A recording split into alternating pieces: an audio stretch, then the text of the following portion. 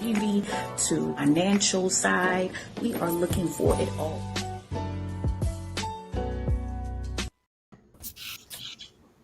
Hello, everyone, and welcome back to Tears to Purpose Real Talk. I'm one of your hosts, Elder Lakia Barnett, and we're back with my two lovely hosts. Hey, y'all. Hey. Welcome back, Miss Hubbard. She took a long Thank vacation. you so much. Much needed. Much needed. Good to be back. Oh, yes, most definitely. Sometimes it calls for rest, so we ain't mad at you. You look well rejuvenated and back Thank to you. yourself. So we thank God for that. So Yes. today's show is going to be very interesting. You guys, I'm super excited about this, and I think that this young lady is going to speak volumes when she comes forth with her story. And of course, us from Tears of Purpose, we love to hear stories, and we love to hear people get delivered, set free, and healed from when they Yeah. tell their stories. Amen. So I need y'all to do me a favor and start sharing down your timeline right now as we prepare for our guests. And before I do that, y'all, Thanksgiving is coming. Are you excited about Thanksgiving this year? I think I asked y'all this last year, and I had a couple of I don't know. I think it was Christmas or something. It was something. But how you guys feeling about Thanksgiving this year? I'm fine with it. I always love Thanksgiving. I mean, we get together. I mean, that's what you do. So this year we're going to get together. Right. Yes, I think I'm excited. I feel like we're out the zone a little bit and give me some little wiggle room to be excited about Thanksgiving, just a tad bit. So I am excited about it. What about you, Lakeisha? I'm okay with it. Okay, so as you know, we always like to give some recognition where it's due. And first of all, let me just shout out all the November birthday people. Happy birthday. If your birthday is now, won't you go ahead and drop it in the comment box? It's my birthday, so we can say happy birthday. We love saying happy Yeah. birthday to you. So go ahead and share that if it is your birthday or if you have a birthday coming up so we can shout you out on the next show. Also, we are going to, I want to just drop this really, really quick before I get into this clip. So you guys know Veterans Day is tomorrow. So we definitely want to salute all the veterans who have been doing their thing in this crazy world that we live in. And we want to continue to pray for them and cover them as they go forth in whatever they're doing. So happy Veterans Day early since we won't be on, but it is tomorrow. So and did you guys know that November carries a lot of great causes? A lot. Nope. I can't name them all. We're going to get to them, but I can't name them all. But one of them particularly stuck out to me was National Adoption Awareness. So for all the families for adoption, they make it very interesting that they want these kids to be adopted and get out of foster care. And even with parents that want to adopt, they make this a very big deal. So it is one of the causes that they do pay attention to in November. Okay, so cool beans. So y'all keep sharing now. Keep sharing and tagging. Hey VP, how are you doing today? Keep sharing, keep sharing. And let's get into this clip. I love Mike Fox. He is seriously doing his thing in the faith-based arena. You guys got to check out his stuff. And we're going to roll this clip real quick. Okay.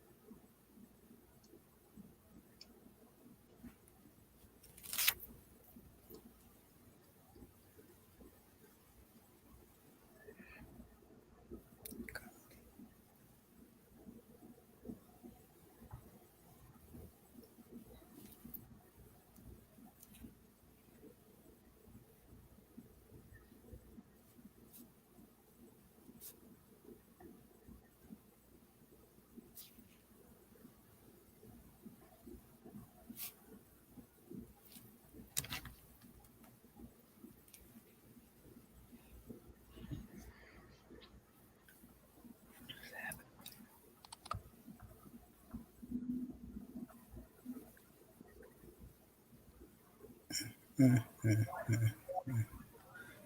You can roll the clip for Mike Fox. What happens when faith meets fun?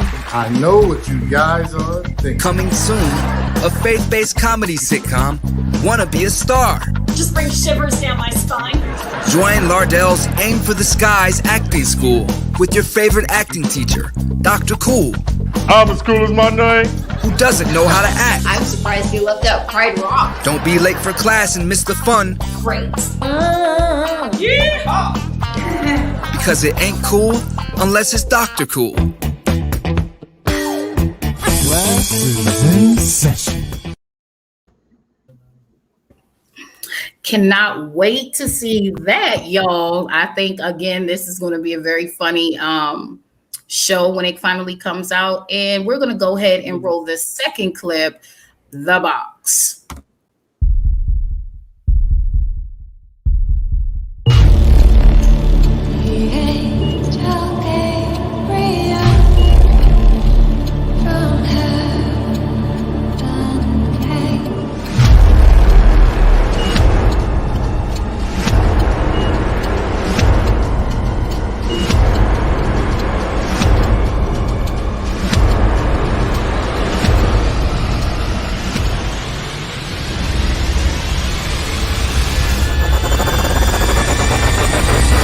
The box in the basement.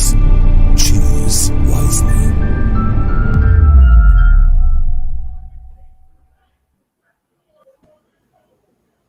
All right now. So Use again, wise. every time you see that clip, it's just like choose wisely, right? Like pick the right thing because everybody's future is in your hands, little girl. Everybody. So yes, I can't wait to see that movie. Shout out to Mike Fox. He was one of our guests on the show not too long ago. So we are praying that he continues to do what he is doing in his arena. So now we are going to go to the most important part of this show, of course, is when we have our lovely guest. And she is a woman that wears many hats. I found out about this young lady on YouTube. I'm triple excited that she responded to me because y'all know people that got a lot of comments and a lot of followers and folk like that. It's very hard to search through all them comments, but God must have knew what he was doing. And I don't find this strange at all. So welcome to the show, Miss Rasharda Bond.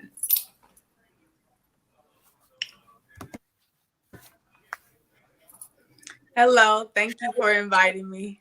Hello, how are you today? I am doing well. How are you all? We are well. We thank you so much for coming on and taking out of your busy schedule to be on Tears to Purpose Real Talk. So why don't you just go ahead and introduce yourself to the people? Would you like a part of my testimony as well, or just like a quick rundown? Quick rundown, and then we're gonna get you with these questions. That's gonna go into this testimony. Yep. My name is Rasharda Bond. I go by Rasharda Samaria. I am a minister. I have a ministry called Safe Haven Ministries on YouTube. And then I am also a preacher at my home church in Milwaukee, Wisconsin, Pleasant Grove. I think that's all. Like I teach Sunday school and stuff like that, but I don't want to get to the nitty gritty. But I also have a business where I am like a life coach and teach different healing things. So yeah. Amen. Well, cool beans. So again, we thank you so much for being on the show. And again, like I said, she's a woman of many hats. So we've had a lot of great guests and a lot of powerhouses that have been on the show before you. And we are so glad again to have you. So you guys keep sharing down your timeline. And so we're going to go ahead and jump into this. So I'll turn it over to Miss Hubbard, and we're going to go ahead and kick off this show. Well, I want to say, well, once again, we're so glad to have you on the show. I don't think we got to the part where you were, what you were doing before you started being minister, stuff like that. In other words, how Elder got in contact with you. We didn't talk about that. Okay, so So can you get into that just a little bit? the witchcraft or the Delta or both? Sorority. Okay. So I went to University of Wisconsin-Madison. I graduated maybe 2 or 3 years ago, and I joined the Delta Sigma Theta Sorority Incorporated. Basically, I okay. So I grew up in Milwaukee, Wisconsin. I grew up in a community where not a lot of people went to college, but I saw my brother go to college, and then I eventually was like, okay, I'm gonna go to college. And then when I got there, he was a member of Kappa Alpha Psi, which he still is to this day. And so he was telling me about like the different sororities, and he was like, oh, I think you're gonna be a Delta. And so I'm just like, okay, I'll keep my eye open. I really don't know too much about it. But discernment and everything. And so over the years, I just did my research and, studied the girls on the campus or whatever. And I was really interested in Delta because of like what their founders represented, like the missions that they represented, but also my oldest sister, my only sister, she is like old enough to be my mom. So my niece is actually older than me. And my sister, we didn't grow up in the house together. So I didn't really have a sisterhood like that. And, I had friends in college, but not that many. And so inevitably I was looking for an actual sisterhood, which was what this sorority was saying that it presented or it consisted of or whatever. And when I got into it, it was the opposite of what I expected. Yes, we, strove after what the founders represented, but underlying all of that, it was like a lot of bad things. So ultimately, I stayed in the sorority. Like during that time while I was in college, I wasn't saved yet. And well, I was saved. I grew up in the church. Y'all probably wanted me to say that part first. Sorry. So I grew up in the church. My granddad was a pastor my whole life, but like a real Baptist church. And it's like a small church, a lot of old people where they condemn you and talk down on you. It ain't really like no Holy Ghost fire there. And so every Sunday I'm hearing my granddad preach about you going to heaven or hell, and not really telling practical things about, okay, living on earth and whatever. But I was in church Sunday for Sunday school, Sunday service, Wednesday Bible study, revival nights, choir rehearsal, whatever else. And by the time I got to college, I was sick of church. So when I was going through this sorority thing, I wasn't really close to God at all. I don't even think I was praying at all, not even, once a day or nothing like that. And so, while I was in the sorority, it still seemed a little not glamorous. It was always like red flags, but it wasn't enough to turn me away just yet because, you young, you want the attention, you want to be stepping on the yard. You want to look cool. Well, I ain't want to look cool. I was already cool. But you, Listen. you just want to basically, yeah, I guess it is. You really want to fit in or all of that. And so I was doing that. And then by the time I left college, I had got into New Age spirituality, and that evolved into witchcraft after I had graduated and moved to Chicago. But so at the time where I was leaving college, I had got what was called a tarot reading. If y'all are familiar with that, I got a tarot reading by a very popular card reader. And she was just like, when you leave here, okay. I was also like going through like a strong depression. So I was at a point in my life where I needed to leave everything behind, and I had terrible friends, and the girls in the sorority, they were a part of those, friends that was talking behind my back and all of that didn't mean no well. And so the tarot card reader, she was just like, yeah, these girls, they talking behind your back. I didn't say it to her. She said it first. She was like, they talking behind your back and blah, blah, blah. When you graduate, just cut all of them off and, you know, go start a new life when you move to Chicago. And so I basically did that. I told the girls, like, you know, well, actually, I just left and I said like, you know, I love y'all, but I ain't really gonna mess with y'all no more. And then after that, it was like me trying to start a new life. But that was still about 2-3 years before I went to God. And so after I went to God, I was still like not really messing with it, but still like, you know, actively saying, you know, I'm a Delta still. I didn't denounce. But it wasn't until I believe May of this year that I felt called to denounce. Okay, so then basically you joined this because you wanted to feel accepted. Is that correct? Later on, I recognized that that was the case, but in the moment, I was actually very popular at the time. So I didn't think that I was looking for acceptance from these girls. I thought I was genuinely searching for a sisterhood. But when I look back on it and I reflect on, like, you know, how I said I didn't have a sister myself. And before I went to college, I wasn't that popular in high school. So it was like all new to me. I didn't know I was searching for acceptance, but yes, ultimately, when I was joining, I was looking to be approved by these group of girls to tell me that I was the hot girl or something like that. I don't know.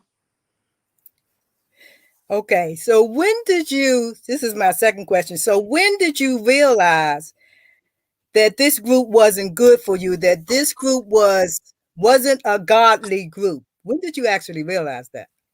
From the very beginning, but basically they get you so sucked in with wanting to be in that group that is like you're willing to do whatever it takes. So even though it's just like, okay, you know, you know, these girls, they demeaning you, they talking to you any type of way, they acting like you're not even a human and blah blah blah.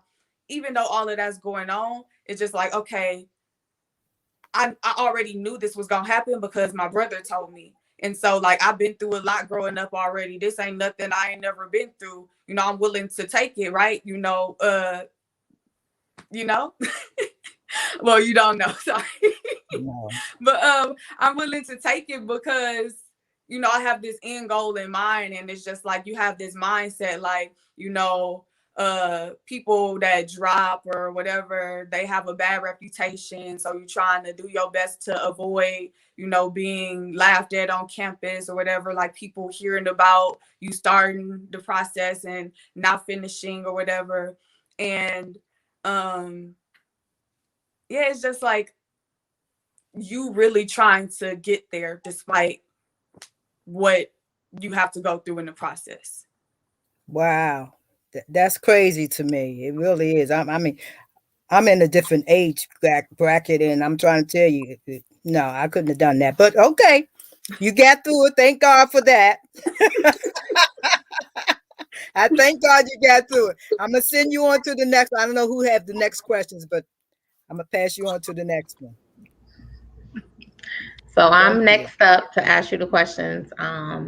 Thank you for joining us. Miss Hubbard is so funny. Okay, so I'm gonna get right to it. You did ask part of my first question about how did you lose your faith. So you were touching on you grew up in a church. You know, your bio did state that you had pastors, you know, in your family and everything like that. So the people that were in the church were older and they weren't relatable, you know, and they were condemning. So at that point, once you got to college and everything, what made you decide to do the witchcraft?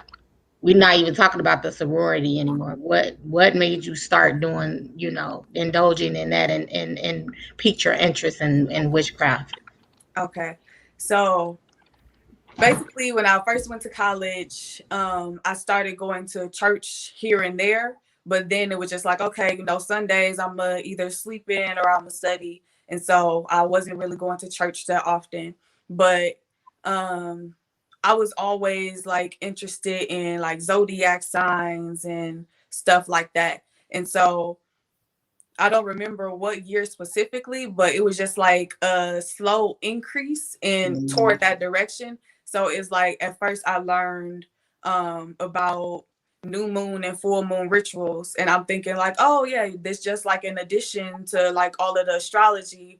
And then I'm learning more about all these other signs outside of like your regular one sign. And so I'm just like, okay, this is cool. I'm learning more about myself. There's more dimensions to it. Then eventually I'm adding on like, you hear about all these crystals and what was next? It was like the crystals and then the meditation. And then that's when I got that reading right before I graduated. It was like a month or two before I graduated. I got that tarot reading. And basically where I was at in my life, I was in a place where I was so depressed that I only really went out of my house, out of my dark room that had no windows in it to go to class. And then I would come back, go to sleep, be super depressed, try to whisper a prayer to God because I had started to get desperate. And I'm like, falling asleep, like, God, wake up the next morning, like, oop, fell asleep on my prayer.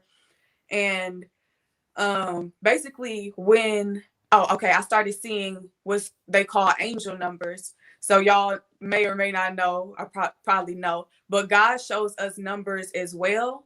But in like new age spirituality, they call them angel numbers.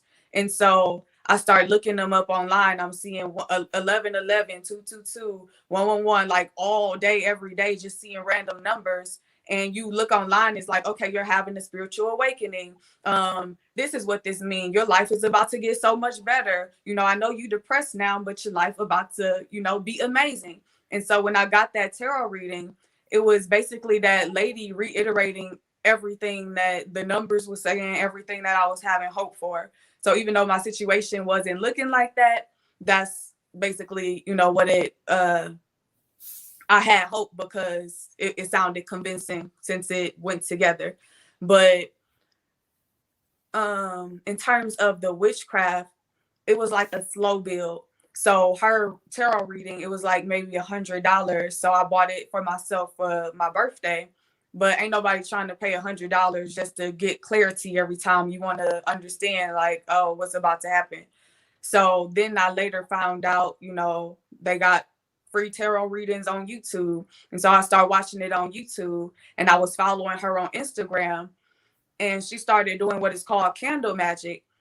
And I didn't understand at that point that it was witchcraft. But she just, you get a specific candle, it's a color, and then you say, oh, this is for abundance, so you speak into it. And so I'm just thinking like, okay, let me try that. Well, it took me a few months. I wasn't that gullible, but after maybe 4 months of watching her, 4 or 5 months, however long, watching her do it, I started doing the candle magic. And before you know it, it's just like, hold up, now I'm they saying, in order to make the candle magic stronger, you got to use your ancestors. And so now you got to build an ancestor altar. And before you know it, astrology turned into me calling on false gods, the Orishas, Oshun, and all of that, and different ancestors. And it was all basically just trying to get a better life, me still trying to climb out of that depression. So all of the things that she told me would happen, none of that ever came to pass. And so with in the witchcraft, it's like I'm constantly still chasing after the things that she said would happen. I'm constantly still chasing after that healing, chasing after that new friend group since I had cut off all of my friends, chasing after like the good life and trying to do it through magic, but never really experiencing it. Wow, just like that. I mean, you came out of it, so thank God for that. But depression is totally real, mental health is totally real, and people need to understand that instead of being judgy, as we say, and criticizing, you have to know, what place a person, what space they're in. and try to help before you say, oh, well, you should know better, or, this, that, and the third. If we knew better, we would do better, So going on to but thank you for that, for your transparency. Going on to the second question. So after brought yourself out, in the process that it took for that, you becoming a minister and rededicating yourself back to God, how did you go back and talk to those people, that were indulging in witchcraft, and, those altars, building those altars and things like that? Were you able to go back and bring them out? And if so, how was that? What was that experience like? Okay. So when I was doing it, I was mainly doing it solo. So I was in the house, learning from people on YouTube, learning from people on Twitter and Instagram. And none of my friends, they weren't into it. Okay. By the time I was leaving out of it, New Age is becoming extremely popular right now. So by the time I was leaving out of it, they was getting right into the beginning of it. So getting into the beginning of the astrology and the crystals and the tarot and all of that. And so I wasn't having nobody to really do it with. I had met a few friends online, but when I came out, so before I came out, we was all like, laughing at Christians, like, y'all a joke, y'all God is a joke, like, ha ha ha. And so when I did come out of it myself, yes, I was proud, but at the same time, it's like I was kind of hiding in shame, because it's just like I was just laughing, and now here I am, like, what I look like. But so in my terms of going back has been going on YouTube. So before it was Safe Haven Ministries, God just had me on there telling like my experience with New Age, different aspects of it, because it's very deceptive, as y'all just heard how I got sucked down the whole rabbit hole or whatever. But I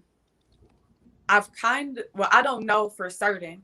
There's been people like in my comments like, oh yeah, this has really helped me. But it seems mostly like it's Christians that have been dabbling in New Age and didn't really know like how they're not supposed to do it. And so in terms of people that's actually fully immersed in witchcraft, I'm not sure if any of my testimonies, any words I've said have set them free. I'm still hoping to. I literally got a whole series of maybe, I want to say at least 10, 15 different videos addressing different aspects of it. So yeah, you never know with YouTube. Sometimes I get a lot of emails, but sometimes people, they just watch and they don't comment, or you don't really know if you have an impact on them. But, yeah. And I wouldn't worry about it. Just continue to do God's work, because at the end of the day, if you continue to get confirmation, then you're going to be like, okay, Lord, what else? So just let him lead you. Yeah. But thank you for that. Sorry, there's one more thing I wanted to say to that. Oh, go ahead. I know God, he told me he's using me as a witness. That's what it's called. He's using me as a witness. So although they might not believe now what he says he's about to do in my life, they gonna see and they gonna believe.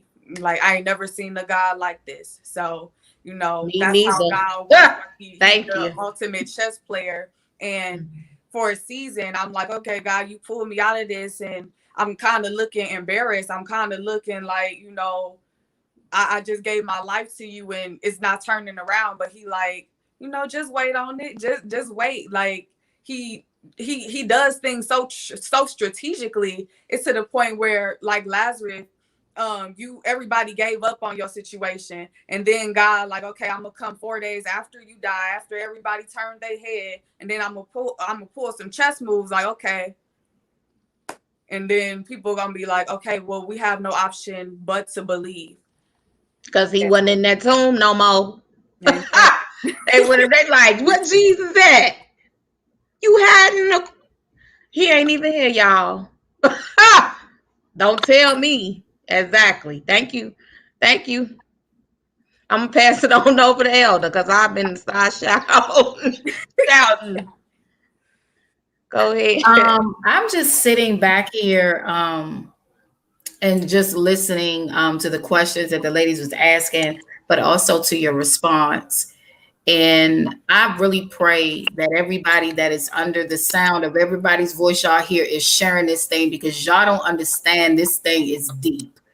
And when God had laid it on my heart a couple of months ago, this is before I reached out to you, before I knew I was going to be doing any of this, God had already placed this in my path. And when I tell you that God is very strategic about his people understanding the deceptive ways of the enemy and how he entraps the people of God. And I ain't even talking about the ones that's already sold out for the enemy. I'm talking about the ones who are screaming, Jesus, I rep God every day of my life. I breathe this, man. But it's so many of Christians that are drowning. And the one thing that I'm hearing in the spirit, even now when you're speaking, is that a lot of people have become so thirsty that they want to quench that thirst. They don't want to wait. They're not patient anymore. So when you start talking about new age and when you start talking about these practices, it just reminds me of the world that we're in right now.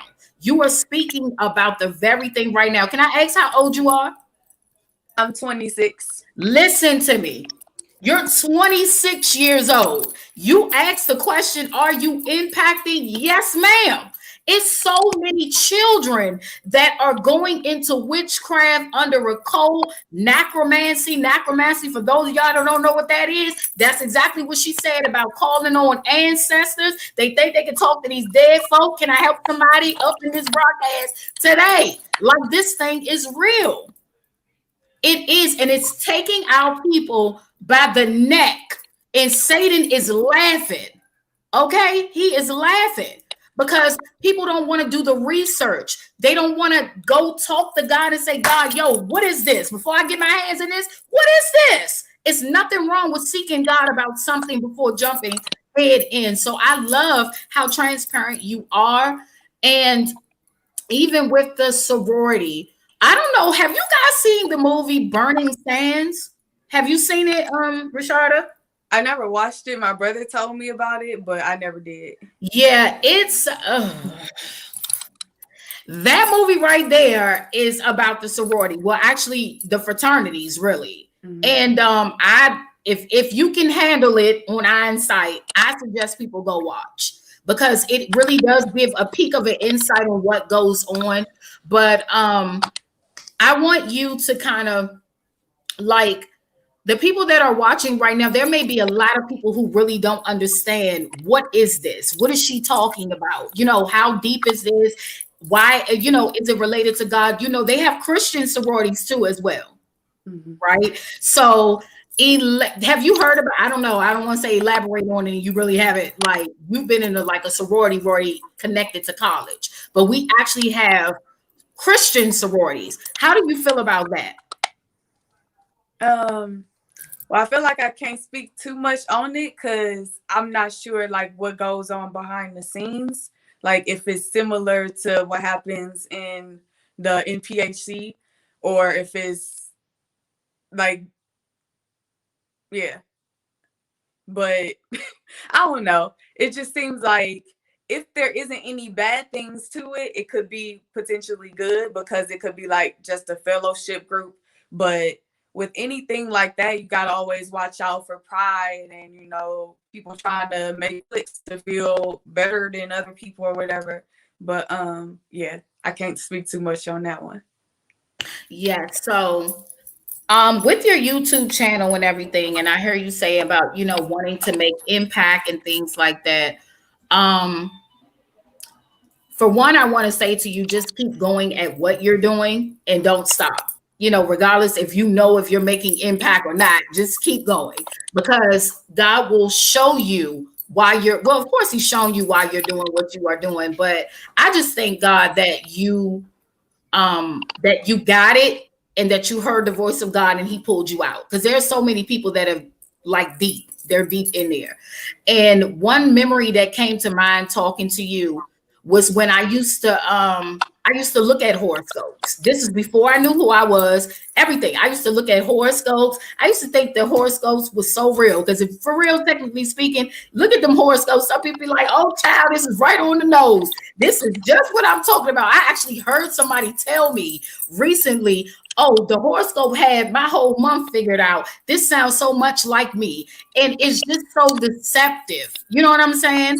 And again, a lot of people don't know these things because either it wasn't taught to them, it wasn't introduced, or they thought nothing of it. But you got to understand the portals behind this stuff. You know what I mean? So a lot of the things that you talked about, they were like open portals, whether it came through your rejection or feeling like you want to be in the in crowd, whomever, you know. And I think everybody's stories are different. Have you met other young girls or young women just like yourself coming into the sorority, or even when you denounced? Like, did you meet other people who have done the same thing? And can you see that you guys' experience were kind of sort of the same, or many different stories after, you know, really digging deep and finding out about this? So we were similar, but, you know, in different ways. With every woman, I kind of discerned like that same really wanting that acceptance. So I would see these women, you know, we all doing whatever it takes to get into this sorority, doing whatever it takes to, you know, be stepping on the yard or whatever. But after I was pro fight, so after I went through my journey, and then later we brought in more young ladies, that's when I was on the other end, and I had the opportunity to be the mean person, but I didn't have it in me. I'm like, you know, y'all, I'm gonna let y'all do y'all thing, because I saw how desperately they wanted to be accepted. I saw how eager they was. It's something I'm trying to say. I don't know what I'm trying to say, but it was like so naive, so innocent, so young. I'm just like, I'm not about to hurt these young ladies. It's like all of these women who are hurt themselves, who are projecting all of their insecurities onto these women, telling them you the worst excuse for a woman that I ever met in my life. And you hear different stuff like that every single day. And it's just like, I'm not about to be a culprit of anybody's trauma. Like that stuff, it took one of my line sisters, she literally had PTSD because she grew up in a nice loving home. She never heard stuff like that before. So you bring women into these environments, they just genuinely, okay, you know, some people do got the right intentions and genuinely do want to, you know, go for social justice and this and that, like the founders. But a lot of people just really want like a sisterhood, and instead of giving you a sisterhood, you come in and instead you're broken down, and you might already have low self-esteem, and then they like, okay, this is a process to break you down in order to build you up. But instead of, you know, building you up, they just broke you down. And then it's just like, oh, okay, you adults now. And it's just like, but what about the sisterhood? And so now you get into this sorority and you still feel some type of way about all of the women who were above you that brought you in, that was, you know, saying this and that about you. Like those memories just don't go away. And then they still feel the same type of way about you. Like, yeah. And so I feel like I went in circles, but to answer your question, every woman was like me in terms of that inward thing, like wanting to be seen, wanting to be heard. And I couldn't be the one that demeaned these girls and tell them you ain't never gonna be nothing in life. Like I can't do that. Yeah. So when you denounced, was there backlash that came with that? You know, people gossip behind the scenes, like they don't say it to your face. But I kind of went about it very quietly. Since I told y'all, I like basically cut off most of the women that were my line sisters. But before, I kind of started talking to them here and there after I cut them off. But when I denounced, I messaged a few people and I was just like, you know, I'm about to, you know, send in my letter. I'm no longer, or I felt led by God to denounce this sorority. And I thank you for being genuinely a good sister to me while I was in it, blah, blah, blah. And so I told them and my advisor, but after the fact, I don't think, basically all I heard later on was one of my old best friends. She texted the group and she was just like, well, I guess there's 8 of us left, because my other, the young lady I told y'all that was traumatized, she also denounced. So it started as 10 of us and she was just like, okay, 8 of us left. But I don't know if people, usually they talk in like group chats or group text messages, but nothing was brought to my attention. So yeah. So I know with everyone that may be listening and may listen after this, it pierced a lot of ears and hearts, just to reevaluate. And not only that, you may have children, parents of children that may be in these different organizations or whatever the case may be. What would you want them to take away from your story? Okay. It's not worth it to try to gain acceptance, to try to gain validation, even when you don't realize it. It's like when you were not accepted as a child, you go around looking for validation different ways, looking for validation in relationships, looking for validation in sororities, looking, for some type, like to constantly feel some type of void within you by, buying material things and trying to be seen on social media to, have the best pictures or get the most likes. None of that really matters. If you just think about your soul, like who are you as a person? That's all that matters, because all of that time where I was very popular on campus, where I had the most clout, I was the live 5, I was one of the best steppers, and when I was doing the witchcraft and I could manifest this and manifest that, I was still very miserable, to the point where the only reason I ended up coming to Jesus was because last June 2020, I ended up having a mental breakdown that sent me to the psych ward, because although, outwardly I was living a life that was awesome. I was an accountant. I was making, I had just received a promotion. I was about to make $75,000 a year. I was living on the lake in Chicago. I had a very great life on the outside. And there's all these people, outside looking in, thinking you living the life of your dreams, but secretly you lonely, you depressed, you going through just like suicidal thoughts, going through all of this. Is not worth it to constantly appear to the world like I got it all together when you don't. Save your soul. And so ultimately, even after I got out of the psych ward, I wasn't quick to run back to Jesus, because I was still cursing his name. I thought like, I'ma just keep trying at this witchcraft thing. I quit my job, I'ma just go full force and do the witchcraft. Maybe it'll work this time, maybe it'll bring me out the depression this time. And then it was maybe 3 months later where I found myself in the bathtub, literally for hours, crying, screaming out loud, sobbing, with my neighbor laughing because she was me and her was into it. But I fell asleep that night in the bathtub, accidentally nodded off. And then right before getting in the bathtub, I always did like a ritual to call in the spirits and goddesses, deities I was working with. And so I didn't know they was demons at the time. But when I nodded off in the bathtub, I woke up and I heard something say like, I wonder who my pallbearers are going to be. And right before that, that whole week, is like I was smelling the smell of death. And it was very peculiar. I didn't know what was going on. I'm just like, I shower. I have my ancestor altar. I heard people beforehand say like sometimes they smell their ancestors farting at the altar or something. I'm like, nah, I don't know about that one. But basically, Jesus. Yeah, I was in a space where I was kind of suicidal, but I knew it wasn't my own thoughts. I knew it was basically demonic.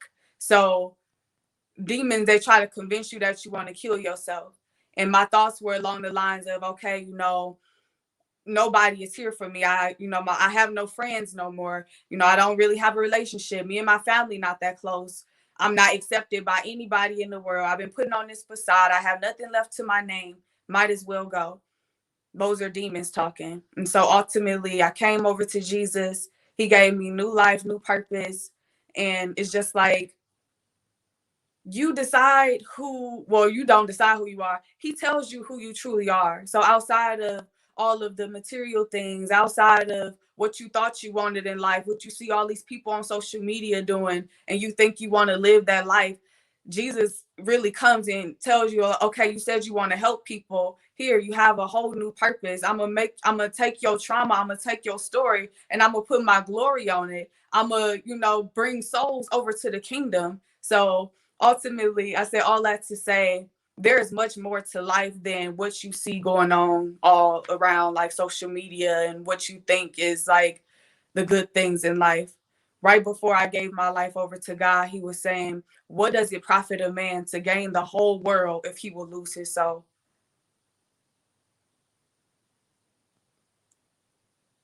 Yes, amen. I'm telling you, this one here is speaking volumes. I want you to continue doing what you are doing. God is going to continue to use you as a mouthpiece because you are willing and your heart is in the right posture, and you're going to save so many souls because of your testimony. I always say we are the first partakers of something before we have to go and deliver somebody else. And if you had gave up and not came out, so many that is called to you and attached to you would die because you did not come out of this thing. So I'm just thanking God. I'm a little teary-eyed all at the same time because I just know the power of God when I hear it. And you literally could have died in the mix of being a part of this, but God said, no, not her. I need this one. That's mine. He had his hand on your life the entire time. I just thank God for this. I thank God for this moment of even restoration for many that are going to hear this, and something is going to click because of you. Something is going to click. I remember, I think I told Miss Hubbard, I had a vision a couple of months back, and I saw people being delivered from out of sororities, like sorority jackets. They was throwing them on the altar. And I said, Lord, what is that? And he said, I'm telling you, watch what I do. So we have to just accept when God is sending you somewhere and trust him in the process. And I'm telling you the same thing. Trust God with everything you got. If he say go there, go there. He might be sending you in them colleges to go get them kids from out of Satan's grips. You hear what I'm saying? So I'm telling you, just keep going. I'm triple excited about your future and what God is going to do. I see you speaking a lot. You ain't seen nothing yet. God is about to have water leaking out your mouth. I'll be nervous. It's okay, because he got you covered. He got you covered. You are a young warrior in Christ, and he's going to use you mightily. So we're going to keep you covered in prayer, because it ain't going to be easy. Nothing ain't easy when God's sending us to do damage and tear down demonic systems. Hello, and I'm just being honest. When it's time to tear down demonic systems, baby, we need backup. We need backup. So go ahead and tell the people how they can connect to you, what new projects you may have coming up. Let's hear about that. You can connect with me at Safe Haven Ministries on YouTube. It's a few there, but I believe I'm probably the only Black woman, so you'll see my profile picture.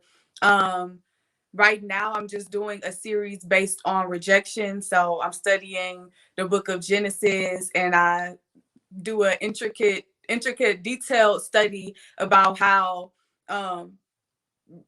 rejection with Sarai and Hagar ultimately led to so many cycles that we see like in Black America today. So a lot of Black America are struggling from the spirit of rejection, and ultimately it leads to like a lot of envy and anger, jealousy, envy, the same thing, murder, depression, it could manifest different ways, codependency, single mothers, so many different things. So I'm coming from a biblical perspective, but also taking like some of my experiences and what I've seen like as a generational curse within my own family.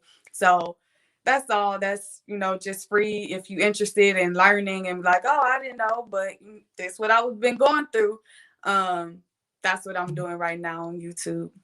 If you are in Milwaukee, Wisconsin, which you probably not, but my home church is on 15th and Wright. So come and see me. I don't preach every Sunday, but at least like once or twice a month. Amen. Any last words, Ms. Hubbard and Lakeisha, for Sharda?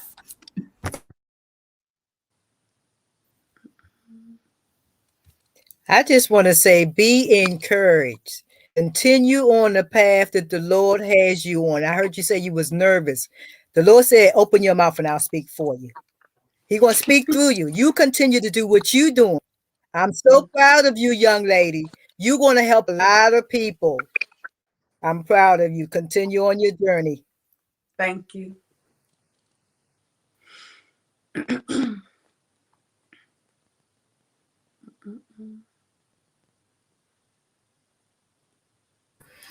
Amen. I guess that means Lakeisha.